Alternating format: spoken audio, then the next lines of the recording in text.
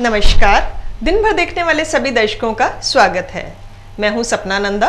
दिन भर में खबरों का सिलसिला आगे बढ़ाते हुए आइए रुक करते हैं आज की पहली खबर की ओर। हरियाणा विधानसभा का आज पहला मानसून सत्र शुरू होने से पहले ही खत्म हो गया। शुक्रवार को हरियाणा विधानसभा के मानसून सत्र की शुरुआत की गई तथा विपक्ष से सभी ने भाग लिया। विधानसभा के 3 दिन चलने वाले मानसून सत्र में कई अहम विधेयक लाने की उम्मीद की जा रही है। इसके अलावा विपक्ष ने महंगाई, बाढ़, जमीन अधिग्रहण, बिजली, पानी एवं कानून व्यवस्था के साथ हिंदू विवाह अधिनियम में संशोधन और सत्र की कम अवधि को लेकर सत्तारूढ़ सरकार को आड़े हाथों लिया। चौटाला पार्टी को कहीं न कहीं सत्र के पहले दिन अनदेखा किया गया। ओम प्रकाश चौटाला ने बाढ़ जैसे गंभीर मुद्दों पर बोलना शुरू किया तो उनकी बात को कहीं न कहीं सुना अनसुना कर दिया गया।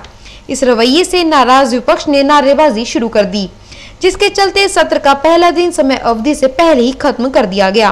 उस हाउस में एक ही कार्रवाई है कि स्पीकर अपनी ढिठाई और तानाशाही रवैये से विपक्ष की बात सुनने के लिए तैयार नहीं।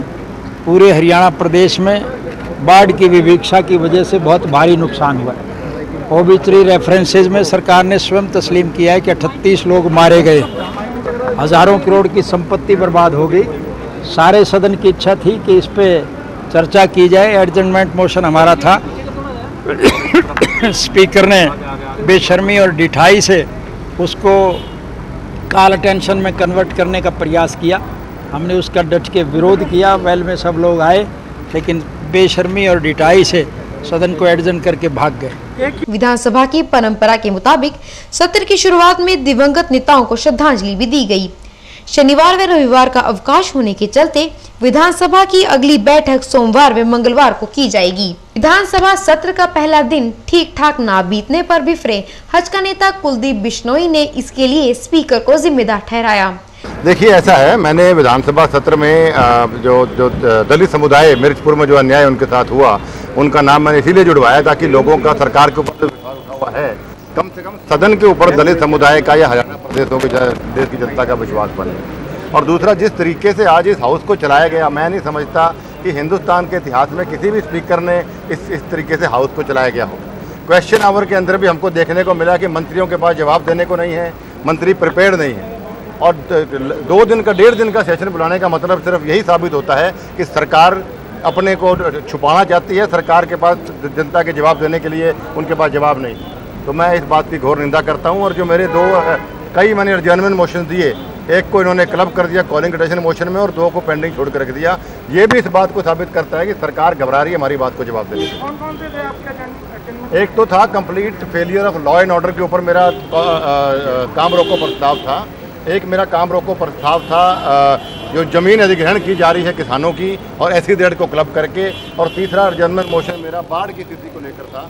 ये 3 एडजर्नमेंट मोशन थे। और एक मैंने इनको एडजर्नमेंट मोशन 5 विधायकों का भी दिया था कि जब इनका मामला सब जुडिस है, जब तक कोर्ट का फैसला नहीं होता उस वक्त तक इनको विधानसभा में बैठने को रोक देनी चाहिए। उसका स्पीकर ने कोई जवाब नहीं दिया।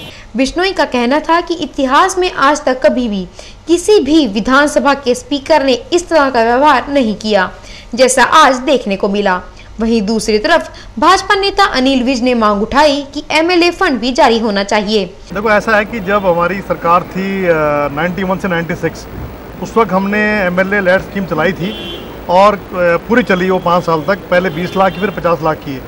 उसके बंसीलाल जी की गवर्नमेंट आई और जिन्होंने ये प्रश्न किया है, विज साहब और ये अपने जो इनके नेता हैं कृष्णपाल, ये भी उस सरकार में थे, इन्होंने वो आके बंद कर दी। और उसके बाद चौटाला साहब की गवर्नमेंट आई तो हम विपक्ष में थे। हमने कई दफ़ा मांग करते रहे कि भी आप MLA स्कीम आप लागू करो। उस वक्त चौटाला साहब ने ये कहा था कि मैं इसके खिलाफ हूँ। आज ही मुख्यमंत्री जी ने कहा था कि वो खड़े होकर बोले वो क्या चाहते हैं, लेकिन वो नहीं बोले। तो मैं समझता हूँ इसके बारे में भी सरकार का रुख। इन सब से परे CM भूपेंद्र सिंह हुड्डा का कहना था कि सत्र का पहला दिन स्पीकर के व्यवहार नहीं बल्कि विपक्ष द्वारा गरिमा से हटकर किए गए कारनामों के कारण रद्द हुआ।